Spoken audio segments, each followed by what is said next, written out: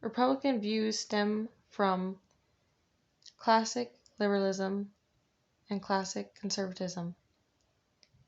Classic liberalism was concerned with protecting the rights of individuals. Classic conservatism, on the other hand, is about conserving something, especially regarding past traditions. Modern liberalism, on the other hand, is concerned with promoting the rights of individuals in another way. Basically, concerned with providing means that do not discriminate or that promote the welfare of individuals in a democratic way, making sure that there's no inequalities on minorities and various peoples. Classic liberalism, there's two different views. There's besides classic liberalism. No, there's two different views besides classic liberalism. Modern welfare liberalism and neoclassic liberals. Classic liberalism has to do with basically protecting the natural rights of individuals in the past sense. And modern welfare liberalism is based on promoting the welfare of individuals, and neoclassic liberalism is a mix between the two. John Stuart Mill is the one who founded liberalism.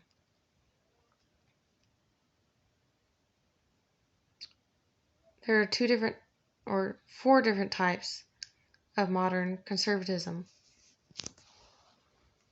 The first is traditional, and is concerned with the idea that government must take care to see that economic competition of capitalism is kept within bounds.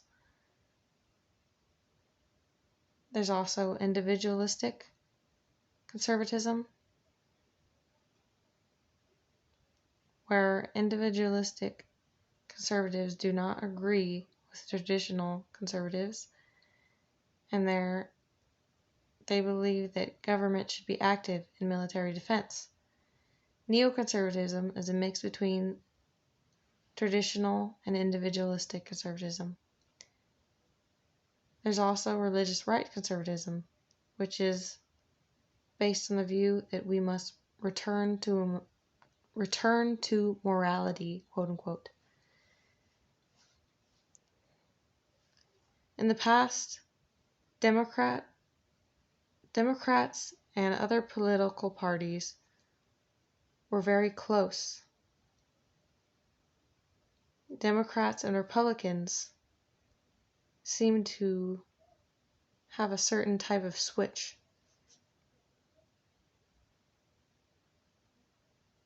There was a coalition behind Thomas Jefferson that was set out to resist the policies of George Washington's administration, which was originally called the Republican and later the Democratic Republican Party, which then split in 1828. This shows how close, or how the Republican Party was a little obscured. The Republican Party is sometimes referred to as the Grand Old Party, or as an acronym, the GOP. It was founded in 1854 and was created by former members of the Whig, Free Soil, and Know Nothing parties.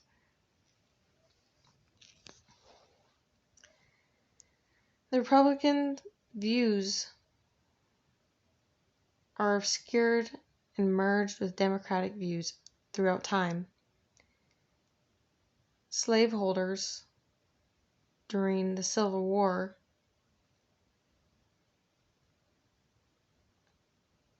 were often considered themselves Republican, and Democrats were more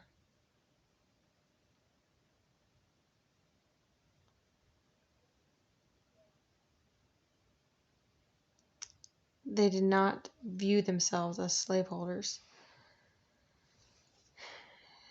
And some of the Republicans thought that might makes right. Socialism is the view that human beings are by nature social creatures.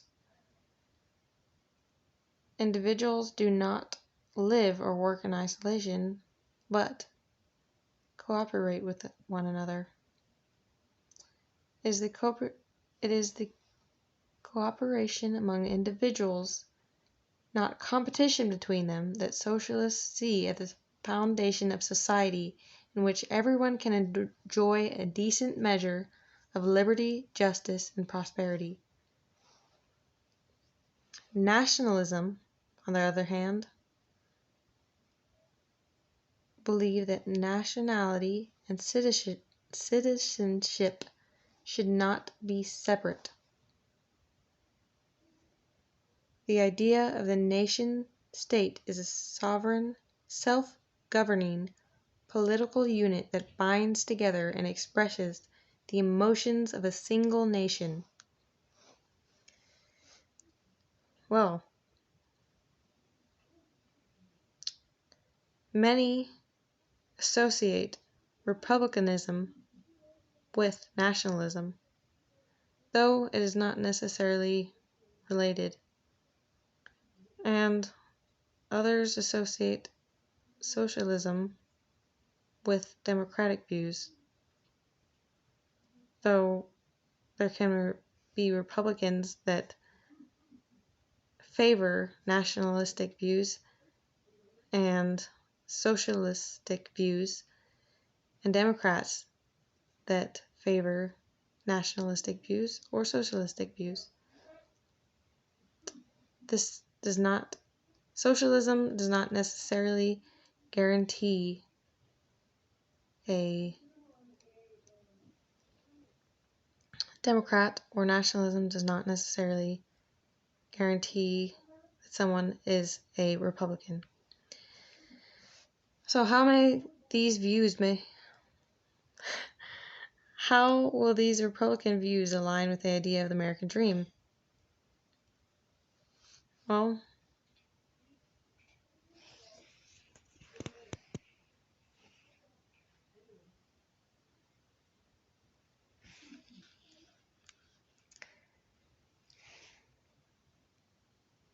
I think the Republican Party allows more individual freedoms, personal responsibility, personal growth, because it offers less government and less taxes,